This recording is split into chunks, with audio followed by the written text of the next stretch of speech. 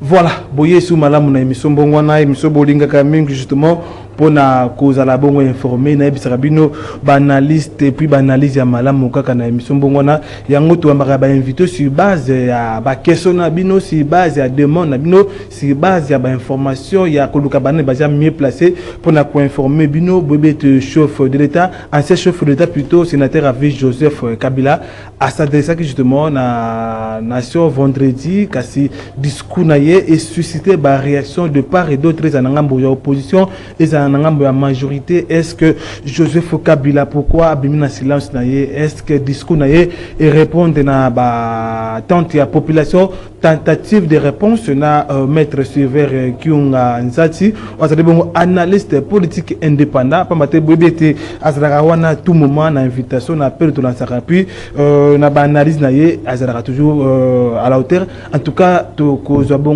tu analyser beaucoup plus le discours il y a de Joseph Kabila après avoir causé la silence pendant 6 ans il y a silence à part ba tribune à part ba interview ba réaction même balo à instrument qui bon à s'adresser justement à la nation et puis parce que bon discours il y a 45 minutes en tout cas tu connais parce que discours anglais qui ndengeni na maître serveur qui on a vu maître serveur motenayo lisusu mbote na yo ndeko journaliste nasepeli na invitation na yo pote to manyola maye matali mboka na biso parce que congolais nyonso ayebi que mboka eza ko traverser période moko difficile mboka ezali na danger donc moto moko congolais moko il faut acha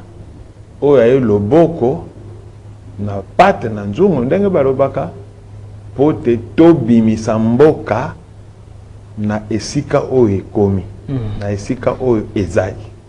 Vendredi, ancien chef de l'État, Joseph Kabila, a s'adressé justement à la population congolaise yo par rapport à discours na yetan au vandaki au tali au yoki banalise justement ko ça na discours ya ancien chef de l'État Joseph Kabila.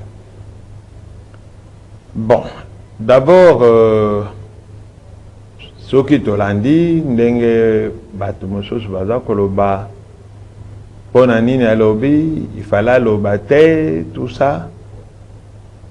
Est-ce qu'il fallait lobater? Est-ce qu'il fallait vendre kimia? On va répondre qu'il fallait aloba. Parce que Kabila azali congolais.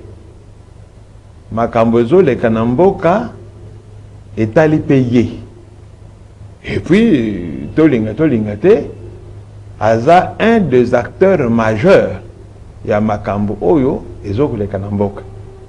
Donc il était tout à fait indiqué à l'Oba, après sa paix où il y a position, tout le capé, Makanisinaye. Makanisinaye, merci nous rappelle justement Makanisinaye, parce que maître surveillant aux analystes politiques, comment on trouve le discours naïe, analyse nous sur ça le discours où il sera qui vendredi. Bon, analyser ba fait. Ndenge ya lobi wana bandaye alongwaka na lelo apesi appréciation na ye alobi pe ndenge ya kutaka mboka ndenge ya tikelaki yango apesi appréciation na ye et puis apesi ba proposition de sortie de crise ngana banza pour tout Congolais épris de paix et de justice. Tokoki kokangama na ba particularité ya mikete parce que namboka o batu bavandi na lobaka ngo toujours il n'y aura jamais unanimité batu bakotikala kozala na unanimité te ke mboka mobimbe vandi batu nyonso ba réfléchir kaka ndenge moko ekotikala kosala mateti mokili ekosila Voilà. Ndenge pe banda ezala te tina lola unanimité salamate yango satan botamaka. Voilà, maître Silver na discours ya ancien chef de l'État abordaki bongo ba CG belé alobela ki di kambeta di bongo situation sécurité na partie est alobeli gouvernance ya actuel président Félix Tshisekedi alobeli likambo ya cohésion nationale puis alobeli makambe belé discours wana est-ce que toko bangi non ezali discours au population bande komise na yango comme on a 6 ans après avoir silencé pendant 6 ans comment on a sorti médiatique ya ancien chef de l'État est-ce que discours wana ba propos tenir et répondre na battante à la population? Bon, c'est difficile de répondre na battante à batonyonso parce que moi le problème tous en ngona mboka ezana ba clivage tant ba clivage politique que tribal que tout ce que vous voulez là. Alors tango ozoyo kamutu soki oza déjà na une idée préconçue sur moto wana okoyokela ngo d'une certaine façon. C'est ça le problème. Parce que moto tango azoloba likambo soko lingaka moto wana te. Donc dès que bandi ko fongola monoko yo déjà oza na kanda makambo nyonso azoloba wana ozoyoka lisusu te. Or moi j'ai toujours été partisan d'un principe que namunoko ata ya ennemi na yo likambo malamu pe ko biba. Donc il faut toujours koyoka mutu et pour un discours comme celui-là il faut koyoka ngombala ebele pour okota oyeba idée profonde oyo lobani. Tout n'est pas rejeté parce que nazoka bato ebele. Non, non, il faut boire. Non, non. Donc si je comprends bien qu'on a parti monsieur se répondre, parti monsieur répondre. Mais ce qui totali conclusion il y a discours one. Conclusion est alignée. Président Kabila a lobby boy. Mboka est allé na crise. Tant politique que sécuritaire. Alors, Oyoana, ce qui m'a dit que Mboka est dans la crise politique et sécuritaire, c'est que ça extraterrestre. Tout le monde est d'accord que tu es dans la crise politique et sécuritaire. Bon, deuxième chose. Tout Congolais veut que tu trouves solution à la crise politique et sécuritaire. Et là, pour sa divergence dans la classe politique, ezali la manière d'y parvenir. Comment est-ce que tu reçois résolution il y a crise politique et sécuritaire oyo? Alors, Batumososo, Barobi, tokende nzela ya Luanda, bamisusu nzela ya Nairobi, bamisusu na Doha, bamisusu tolanda 5 bamisusu soki nani soki pacte national et tout ça. Donc ma proposition est ebele. Mais l'essentiel c'est que au moins tous autres tirer de l'intervention Batunio, tous autres tirer conclusion que Moutunio soit lingi li solo ezala. Soko landi proposition ya Martin Fayulu ezaka pona ko solo. Soko landi ba kambo basango na bato protestant ezaka pona ko solo. Ata makambo zo le kana Doha Nairobi Luanda ezaka ka comme manionso na dialogue. Oui, maître Sylvain, comment so tali na discours ya président honoraire à s'allier à l'initiative Wananyos. Doha, Luanda, Kenya, États-Unis, tout ça, il y a Sango, Senko, SCC, Nyos à s'allier. Bon. Évidemment, à l'entendre parler, il y a Azali plus enclin, il y a que c'est un Congolais, Bango, Mokoba, Solola. Il y a une interférence, on ne comprendre rien. Il y a une interférence, il y a une privilégié dialogue, il y a un Congolais, Bango Moko. Bango Moko, maître Silver, le Banamouké, voilà tant d'autres attitudes, de posture, ancien chef de l'État, l'attaque, n'a côté à discours, est-ce que pour naïe, discours naïe, et la kisi était Azarina Kanda, Azana besoin, à cause de la Minduki, tout personne a besoin qui met en amour en habitude, tout personne a besoin, il y a qu'on vend la Kosola pour qui met en amour en habitude, à posture, ou à Saki Bongo Mokoloan. Bon. Makanisi oza na moto ya moto. Yoko comment nangote parce que telemi soki ndenge nini pour attitude, posture et puis la table a commis adresse à la nation excellence Joseph Kabila. Posture à s'adresser à la nation. Azali un homme d'État, un homme politique. Azakoloba. Bon, biso en tant que banaliste, donc s'intéresser na maye à lobby. Otoyoki. Et tout le monde na kata mutu na yete na kata mutu na yete to banda ko réfléchir sur ce que à l'obité. Voilà comme des vins. Voilà. Mais sur ma cambouille à lobby, je ne peux pas tirer conclusion qu'Alinga Zongele Minduki a ça la guerre. Je ne peux pas croire ça parce que étant mutu oyo yemo kwa sala ki face na bitumba ayebi bitumba zanini. Et aujourd'hui, je pense que à Bundaka Poki Maison parce que au début, il n'y a pas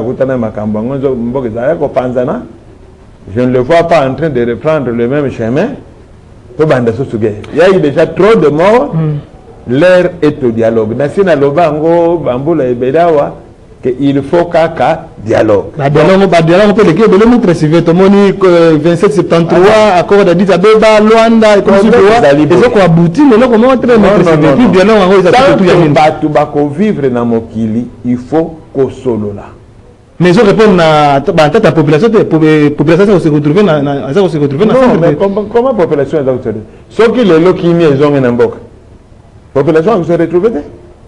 Ceux qui mis zongi qui me wane ko sala que misala ko zonga stabilité ko sala les bana ba ko zonga la classe bitumba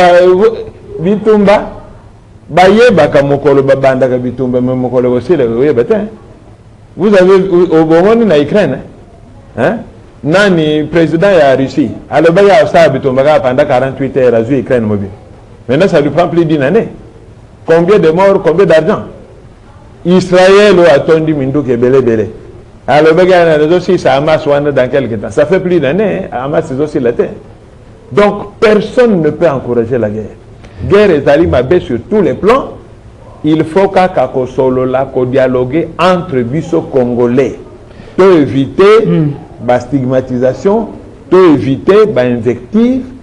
Tovanda tosolo là na niveau ya Angola négociation salemi et abouti na Kimiate na niveau ya Qatar a intervenu mais qui n'est pas tomoni peu comme Union africaine intervenir qui même pensez-vous que cette fois-ci le la Joseph Kabila abimi na silence na au kanisi que ce qui va vendre ballon de Kimi retourne il faut que moto mora décider pour na Kimi na biso. Non mais attendez.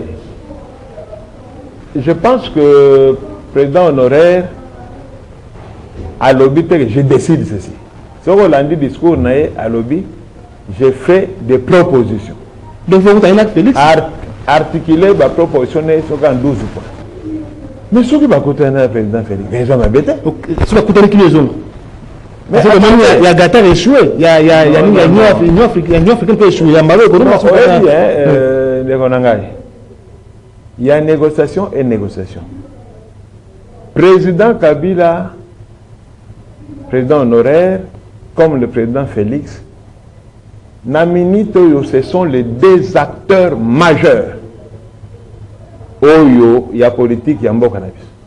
Je peux même dire il y a destin Mbokanavis. Ce sont les deux acteurs majeurs. Il a soulevé même lors du discours. Donc, ce qui les lots, Batatami Balewana Bavandi,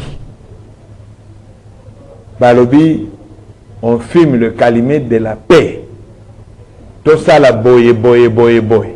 Je vous dis, si les deux s'assoient sur une table, Yokani, signer, accord, que la boye. Tout va s'arrêter. Tout va s'arrêter, mais Joseph Kabila Lobeli Ming Bako, signer, il va revendre Kosola. Mais Félix a violé Yango. Dit Kambouté, mais attendez. Mais ceux qui vendent, sololi. Donc, ceux qui ont la divergence, va planir yango. Et vous pensez que ceux qui bangomi balé vandi sololi nous nous sommes mis d'accord sur tout. Oyo eza nangambo ya président honoraire. Et ça le président Félix. Nani mususu akokenda l'encontre ya makambango ba wewe. Nani akokenda l'encontre. Mutute? Voilà. Donc les choses vont rentrer dans les rangs parce que bon, ce que nazota la ta nani monde politique na biso aujourd'hui Kabila a bini pratiquement le patron de l'opposition congolaise. Donc moi je pense que ce que Kabila a eu une position donnée à Koutani de Konaye Félix Tshisekedi. Je pense que ce qui se réclame de l'opposition va s'aligner. Ce qui se réclame de la majorité va s'aligner. Oui. À ce moment-là, les choses peuvent aller comme se dérouler. Voilà. Maître Silver, Joseph Kabila na discours a critiqué la gestion du président actuel Félix Tshisekedi. Lelo, comment on a Joseph Kabila, ça a leçon européenne na ba Congolais, na régime en place, comment on a 18 ans au pouvoir attirer budget na 6 milliards, mais actuel président na 6 ça pas a commis budget na 16 milliards. Comment on a taux à chômage, on attend à Joseph Kabila, et ça qui a 97%, mais on attend à Kabila taux à chômage qui dit est-ce qu'aujourd'hui Kabila a donné des leçons na gouvernement actuel de son Musiko? C'est quoi le taux à chômage qui dit? Attends, on a 95%. C'est quoi combien? Non. C'est-à-dire quoi? D'abord, il y a une chose qu'il faut retenir. Président Kabila, président honoraire, Azali, na minute en opposition. Parce que parti naïe, c'est un parti d'opposition. Il a géré 18 ans. Oui, personne ne le conteste. Alors, n'attendez pas que l'analyse naïe et une analyse, c'est pas moi qu'on a encensé ou remplacé. Mais, je constate que dans le discours naïe, il a reconnu qu'il y a eu augmentation, il y a budget à l'État. Ça, il a dit. Alors, affirmer que nos oui, à reconnaître que le budget est bâti. Ça, il a reconnu. Mais bon, il y a des points qu'il critique. Mais est-ce que le discours encore nous parce que, comme ici, parce que vous critiquez, est-ce que Joseph Kabila a reconnaître qu'il y a une augmentation du budget? Ce que vous avez avec des idées préconçues. La phrase le président Kabila a reconnu qu'il y a eu des avancées en matière, il y a recettes, il y a l'État, budget et mati. Ça, il a reconnu. À reconnaître Trango. Bon, est-ce que ma communion, ce président Kabila lobby, est-ce que ça m'a bé? Est-ce que ça l'okuta? Ça, c'est une autre question. Est-ce que tout ce qu'il a dit, c'est faux? Par exemple, le temps oiseau le banditisme urbain. Mais toujours vous déplorez en gros, est-ce que Motoaza, même le gouvernement parle du banditisme urbain.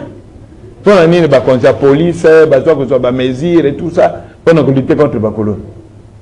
Donc ça existe.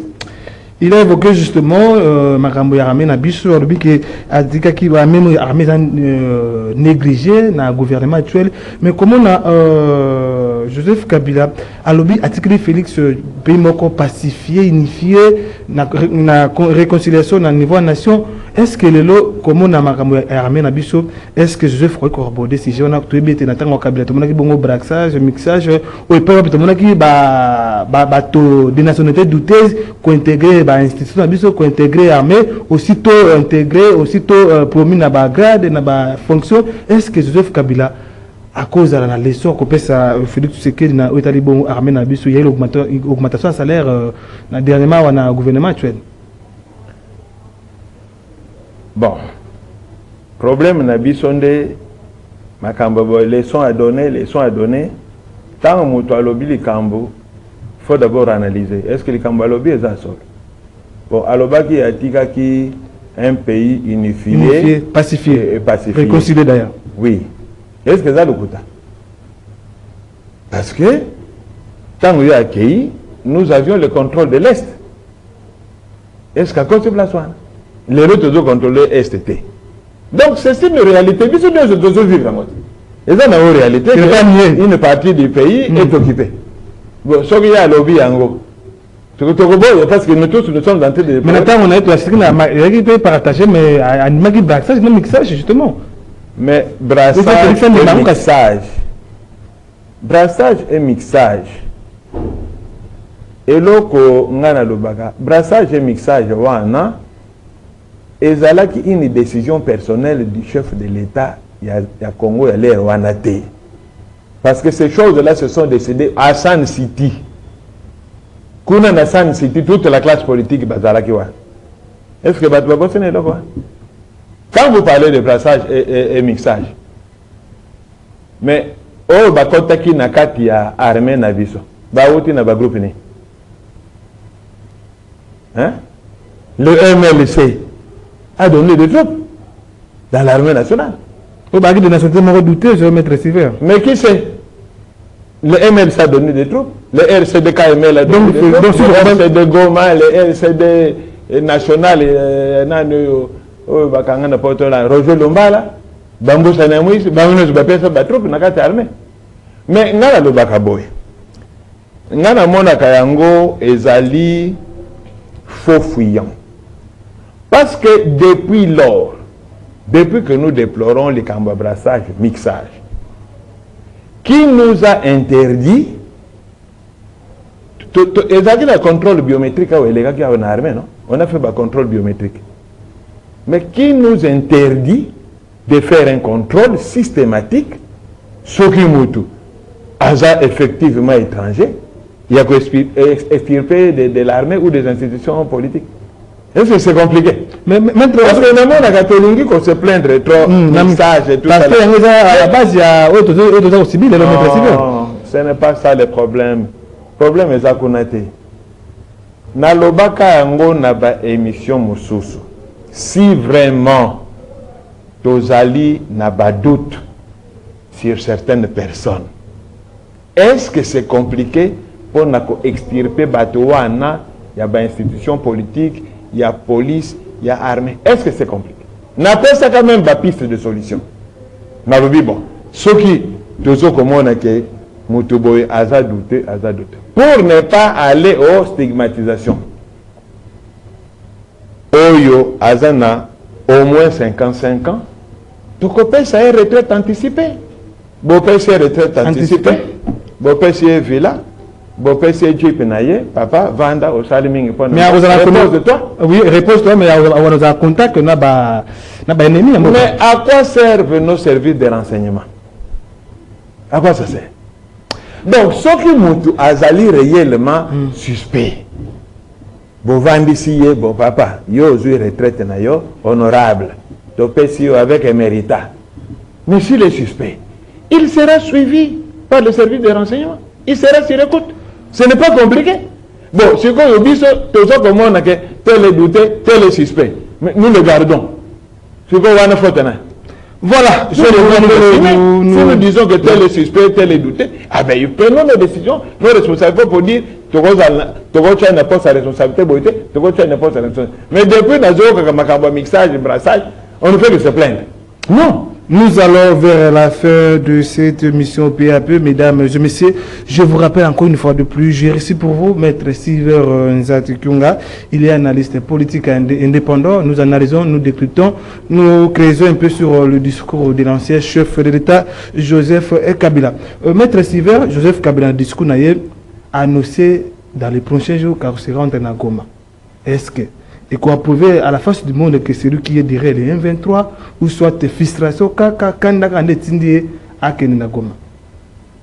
bon nakanisi soki nalandi ndenge ye sali discours na ye,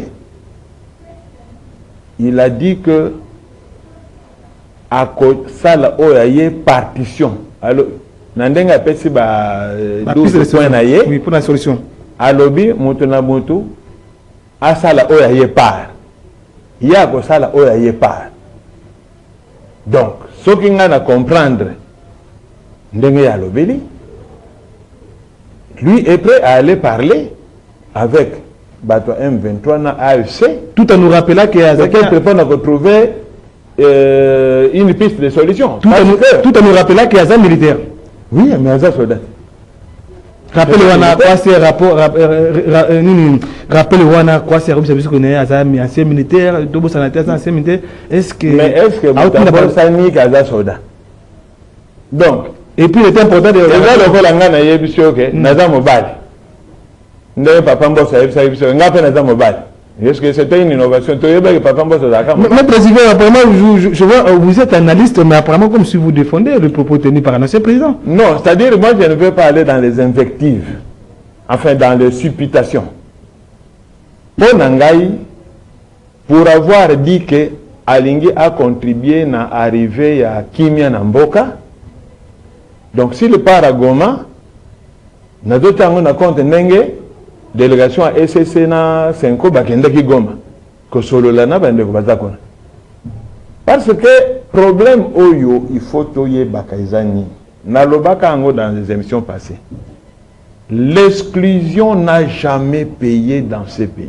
Soko exclure batu, exclure un groupe de gens, exclure même mutumoko suka ikosimba te parce que lelo tozo kolinga cohésion nationale, non? Mais cohésion wana tokosala yango na nani? Cohésion eza ba congolais nyonso. Maintenant nous faisons une cohésion bisomoko nangamo na biso en excluant d'autres personnes, il n'y aurait jamais cohésion. Or, pour ça na biso lelo to ça la cohésion. Le gouvernement bazako solna FC, bazako solna M23 na Doha, tina soki na Kenya tout ça. Maintenant si en tant que militaire assez avant de faire un Goma wan, avec solo la na batouana pour dire que bon, tout ça n'a c'est tout le camoya parce qu'apparemment lui il privilégie ba contact ba congolais bangomoko. Pour moi c'est une bonne initiative. Maître Silver, comment on a parti? À moins qu'il y ait des idées cachées. Oui. Mais moi je ne veux pas faire le devin, moi je reste dans ce qui a été dit. Ce qui est du Maître Silver, parti Est des alliés occupés, n'a pas rebelle, tout le monde a on a Kinshasa, cohésion, unité, égalité, comme on a Martin Faoul Moupanze, Moïse Katou Moupanze, comme on a Bande Komosu exilé, Bande Komosu va rejoindre Nanga, comme on a Joseph Kabila, 8 tendances, et à travers le discours, danger et alénine. Est-ce qu'il y a un danger aux alliés causer la République démocratique du Congo d'ici là, ou soit te consister dans la festivité, dans la festivité calamité? Bon. Il y a un danger qui guette la République. Ça, Mutumoko, Akokiko, Wanganangote. Le pays est effectivement en danger et en grand danger. Parce que, au Monimboka, ça fait maintenant 3 ans que Tozo contrôlait une partie à Mabele Nabiso. Oui. Makambozo le Kakuna, Toye Biangote.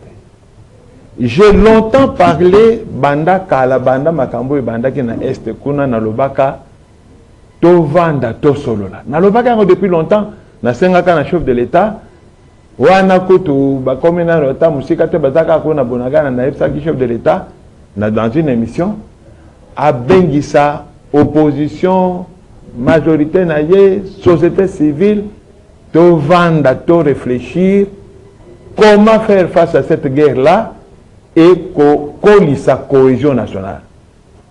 Or ce qui te longi les cambois cohésion nationale ça va être très difficile. Or, maintenant, la difficulté pour atteindre la cohésion nationale, c'est toutes ces affaires maintenant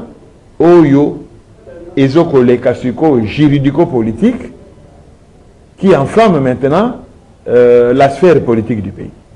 Toujours la cohésion. Toujours le dialogue. Mais ce qui se fait maintenant, avec des Ezali na tendance, il y a que faciliter dialogue, il y a que faciliter cohésion.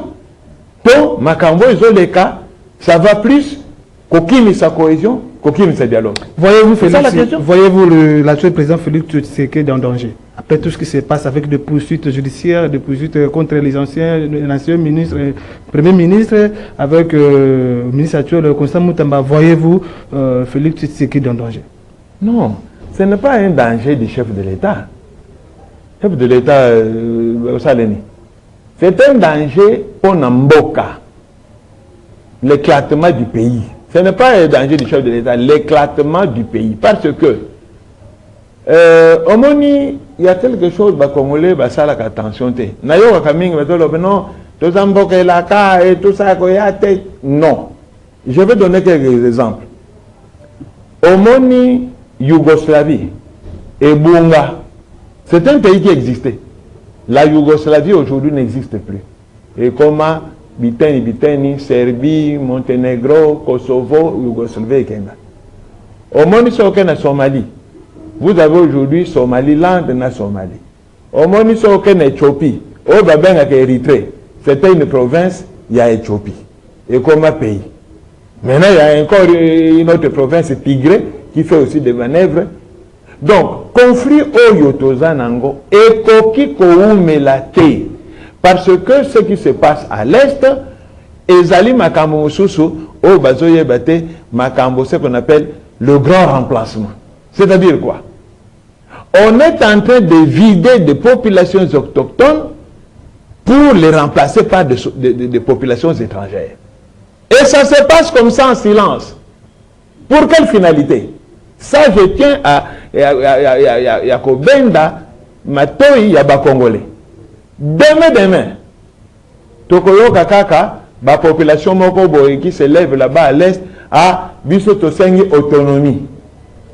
Et comme cette communauté internationale est composée de gens qui ne font qu'à leurs intérêts, nous soutenons l'autonomie wana, et puis, Makambo Baby.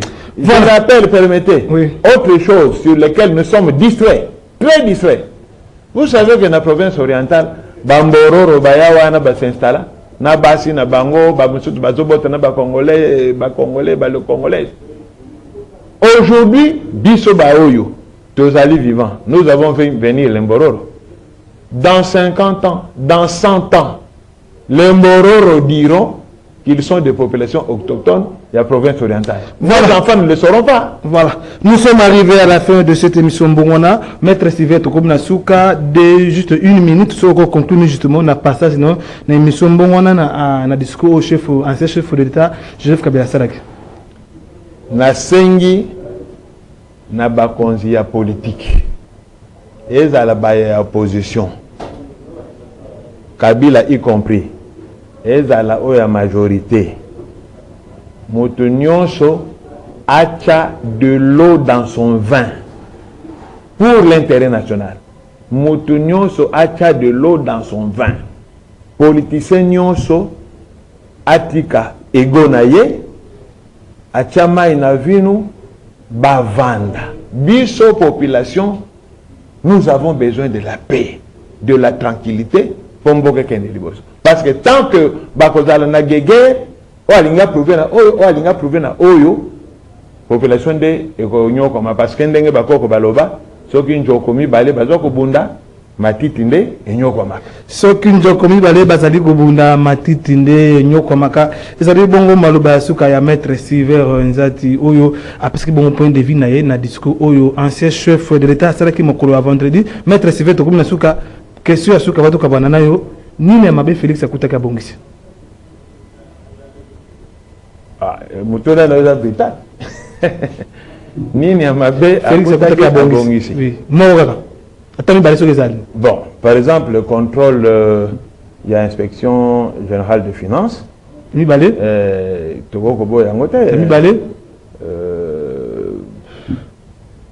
Mibale. Mibale. Exactement. Voilà, comme nous avons émission na kozanga te koyamba bino maître Silver Mbarasi mameto bisaka bino toyamba ba invité sur base ya demande na bino sur base ya ba question na bino bosenga maître Silver na bi bosenga ke minga à travers ba analyse na ye en tout cas ce que bosenga Mbarasi mapona ko répondre azaka toujours favorable na invité to na saka maître Silver apesi bino mbote et puis azali prêt pour na koyamba na mituna oyo ya sima boti kala malamu na bandako na bino.